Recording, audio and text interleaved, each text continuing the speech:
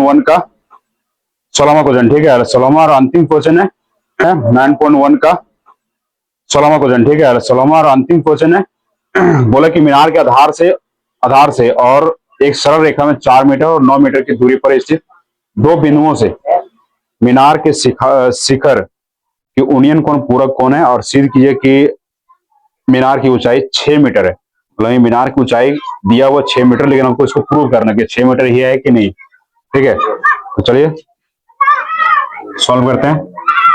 तो देखिए यहाँ पर मानते हैं पहले कि एक मीनार है, ठीक है, और एक सरल रेखा है।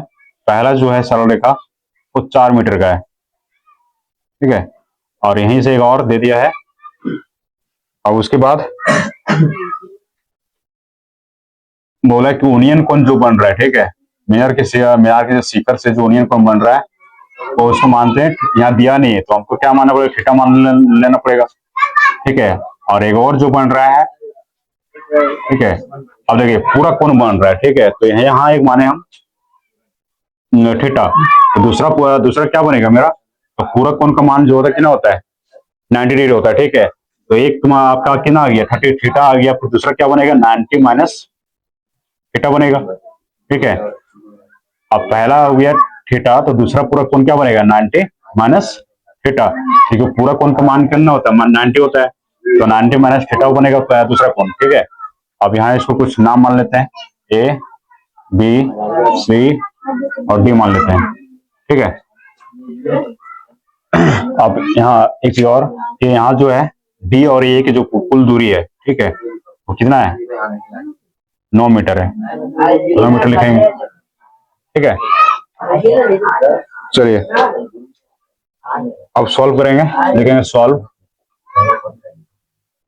ठीक है। माना मीनार की ऊंचाई बराबर एच मान लेते हैं, ठीक है। एच हमको मानना है, इसलिए मानेंगे क्योंकि अभी ऊंचाई जो 6 मीटर दिया वो 6 मीटर है नहीं अभी, ठीक है, उसको प्रूव करके लाना है कि 6 मीटर है कि नहीं, ठीक है। अभी ऊंचाई बराबर हम क्या मान लेते हैं एच मान लेते हैं अभी, ठीक है। अब यहाँ पूरक कोण बराबर क्या हो जाएगा, पहले क्या माने थीटा माने हैं, तो दूसरा कोण क्या हो जाएगा, यहाँ लिखेंगे पहला पूरक कोण, यहाँ हो जाएगा दूसरा पूरक कोण बराबर क्या हो जाएगा 90 माइनस थीटा, ठीक है। अब लिखेंगे समकोण त्रिभुज एबीसी में, ठीक है, एबीसी में लिखते हैं।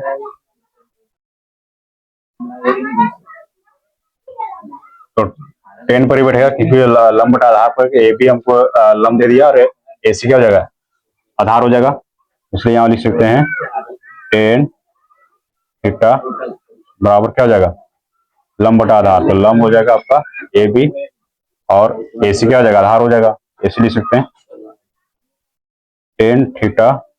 देखिए थीटा जगह पर कुछ नहीं दिया तो थीटा ही लिखेंगे, बराबर देखिए ए बी क्या मान है, ऊंचाई क्या मान लिया एच मान लिया, तो एच लिखेंगे, और एसी आपका दिया हुआ है 4, ठीक है। तो आगे एच बटा 4, 10 थीटा बराबर कितना आ गया एच बटा 4, इसको हम इक्वेशन 1 मान सकते हैं अभी, ठीक है। फिर इसी तरह हम लिख सकते हैं समकोण त्रिभुज ए बी डी में, ठीक है। तो सेम चीज देखिए यहाँ पर लंब हो जाएगा और आधार क्या हो जाएगा, लंब बटा आधार पर ही बैठेगा, तो डी आधार हो जाएगा और ए बी क्या हो जाएगा लंब हो जाएगा, इसलिए लिखेंगे 10 थीटा बराबर हो जाएगा लंब ए बी, और डी ए क्या हो जाएगा डी ए हो जाएगा आधार, डी लिख सकते हैं। अब देखिए 10 थीटा का मान जो दिया हुआ कितना दिया हुआ है 10 लिख सकते हैं यहाँ पर 10 90 माइनस थीटा दिया हुआ है, ठीक है। ए बी एच और डी ए 9 हो जाएगा, ठीक है, क्योंकि डी ए का मान कितना दिया हुआ 9 दिया हुआ, तो 9 लिखेंगे। अब देखिए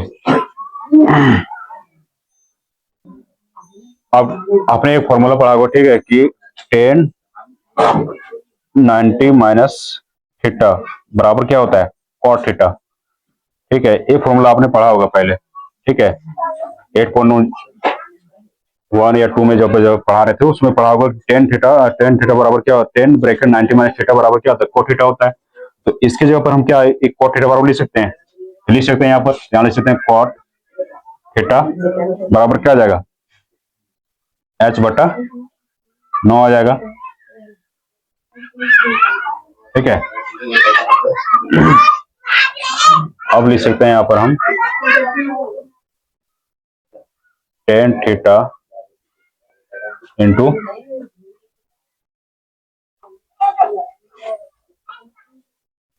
कॉट थीटा